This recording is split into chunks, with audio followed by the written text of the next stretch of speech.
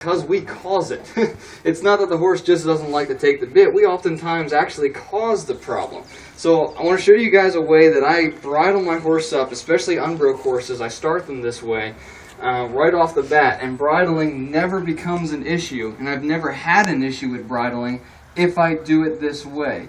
And it's really, really easy, and not only does it teach bridling, but it helps with horses who like to pull back or have a lot of resistance to you touching their ears and touching their head.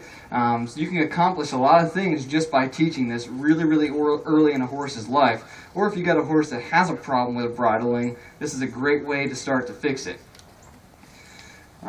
Clue did not have a problem with bridling, but he had a big problem with resistance as far as on his neck and on his head goes. So this is something I wanted to teach him right away to help him. Now the first thing I do with this is I start him out in a halter, and I just take my hand and I put pressure on the top of their head. Not a ton, just 3 pounds of pressure. I put it on the top of their head, and I'm just looking for them to lower their head off that pressure, even if they do it a 1/4 inch.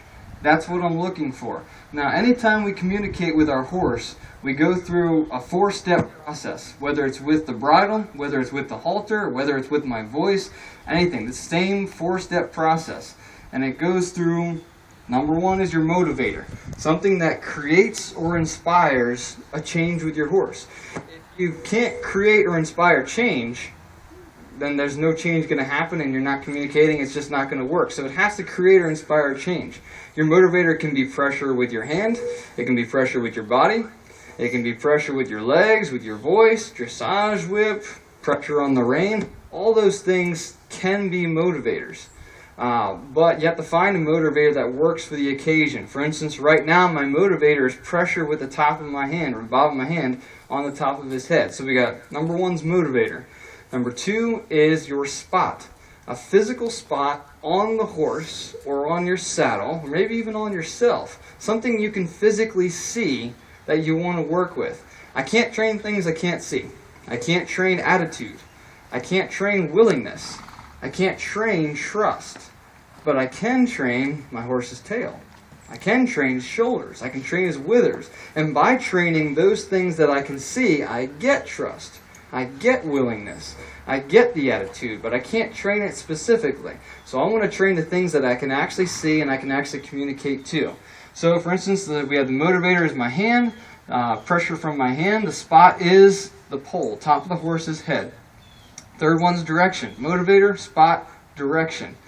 6 directions, all you ever need. Forward, backwards, left, right, up, down. That's all you need. That's all the directions a horse has. Everything else is just merely stuff in between. Forward, backwards, left, right, up, down. So, I have pressure with my hand, spots the top of the head, the direction is down. The 4th one is the most important. The 4th one is what gets the horse to want to do it over and over and over again, and do it softer, do it quicker, do it more willingly, and that's your reward. So you have your motivator, your spot, your direction, and your reward, or release. It's what tells the horse he did it right. If you don't have any way to tell the horse that he did it right, he never knows if he did it right. So why would he do it again?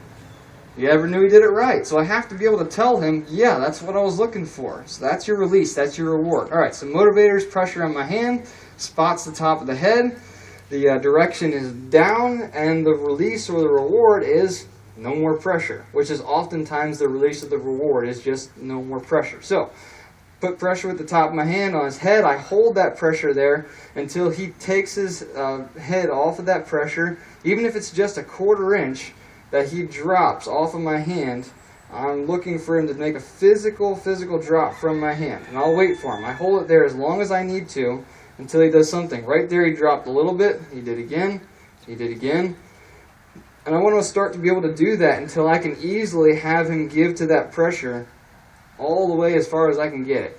So just go ahead and work with that a little bit. Just hold your halter, pressure on the top of his head, drop that nose down, and you want it to start to be able to drop pretty easily. They're going to learn this pretty quick. Most of the horses get it pretty quick. Once in a while you find when he gives you a lot of resistance, but as long as you're consistent with it and you only release when that head goes down, he's going to learn pretty quickly that pressure on the top of my head isn't very comfortable, but if my head goes down as soon as he puts his hand on, then it's really easy. So, it's not a big deal. It's easy to teach. Pressure goes down. Pressure goes down. I also want to start to work with, once I